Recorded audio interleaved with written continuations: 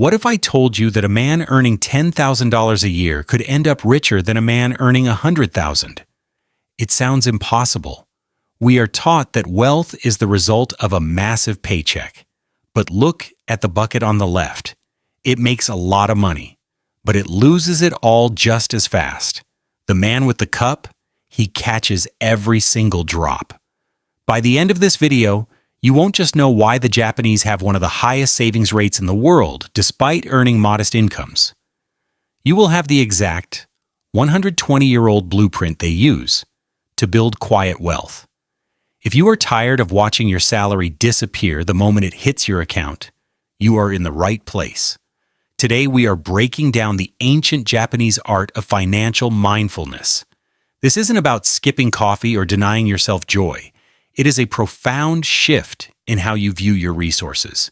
So if you want to build a fortress of financial freedom, make sure you hit that subscribe button, because what you learn today will change how you look at every dollar you earn for the rest of your life. Meet Yuki. He lives in a small apartment in Tokyo. He works hard, putting in long hours at a design firm. His salary? It is perfectly average for Japan, about 4.7 million yen a year. That is roughly $31,000. In the United States, that amount would mean instant poverty. You would be working 3 jobs just to survive. But in Japan, despite the lower cost of living, Yuki still feels the pinch. He looks at his bank account at the end of the month, and it is empty. Where did it all go? Yuki is caught in a trap that millions of people fall into every single day: the invisible leak. When Yuki gets paid, he feels rich. He swipes his card for things he doesn't really need. A new jacket, a fancy dinner, the latest gadgets. Because he never touches physical cash, his brain doesn't register the pain of spending. It feels like free money. It is frictionless. And by the end of the month, his wallet is empty. His account is empty. His savings are zero. He tells himself, next month, when I get a raise, I'll finally start saving. But we both know that raise is never coming in time. The question is, how does someone with a modest income actually build real wealth? How do you plug the holes in the bucket? The problem isn't your income. The problem is your relationship with friction. In the modern world, spending money requires zero effort. You tap a screen and a pizza arrives at your door. You click a button and a shirt is delivered to your house. This frictionless spending numbs the psychological pain of parting with your resources. You lose track of your money because it never becomes real to you. Then, one Tuesday evening, Yuki walks past a small apartment building. He sees a family packing their belongings into a truck. The landlord is shouting. Yuki realizes that if he doesn't change his path, that will be him in 5 years. The reality of his situation hits him like a physical blow. The stakes are no longer about missing out on a party. They are about his future security. He realizes he doesn't have a wealth problem. He has a management problem. That night, Yuki decides to stop looking for a new job and starts looking for a new system. He goes to the library and discovers a method invented over a century ago by a pioneering Japanese journalist named Hani Motoko. In 1904, Motoko noticed that families were losing track of their money. She didn't invent an app. She didn't invent a spreadsheet. She invented Kakeibo. Pronounced Kakeibo, it literally translates to household financial ledger.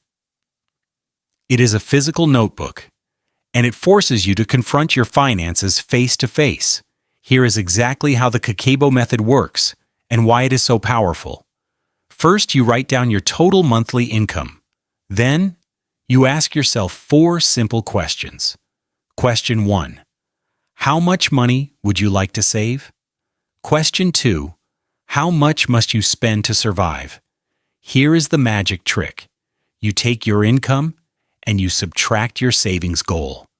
Income minus savings equals spending money. Notice the shift?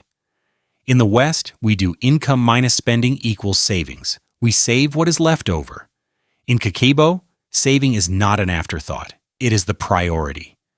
Then, you categorize every single expense you make into 4 buckets. 1. General, the survival needs, rent, food, transport.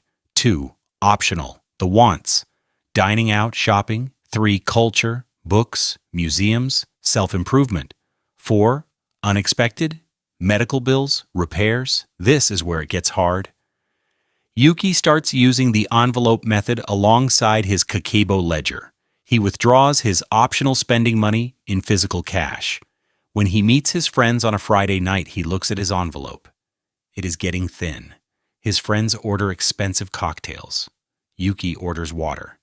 He feels a twinge of embarrassment. He feels left out. This is the test of resolve.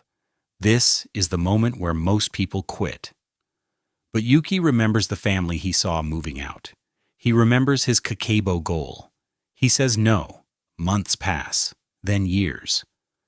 Yuki doesn't just save, he starts to invest. In Japan, millions of people use a system called Tsumitate. It means accumulation. They invest tiny amounts of money, sometimes just $1 a month, into tax-free index funds. They don't check it every day. They don't panic when the market drops. They let time do the work. Yuki also embraces Mottainai, the Japanese philosophy of no waste. Instead of buying a new phone, he repairs his old one. Instead of buying cheap clothes that fall apart, he buys one high-quality jacket that lasts for a decade. He stops performing wealth for his friends and starts building actual wealth for himself. 5 years later, Yuki isn't driving a sports car. He isn't wearing a Rolex. But he walks into a bank and he has a significant down payment saved for a modest home. He goes to visit his mother. He shows her his Kakeibo ledgers, the stacks of completed notebooks. She sees the discipline. She sees the safety he has built, and she cries, not out of worry, but out of pride. Because Yuki realized that true wealth isn't about having a massive bucket. It is about having a cup that never leaks. Wealth is built one decision at a time. It is built in the quiet moments when no one is watching.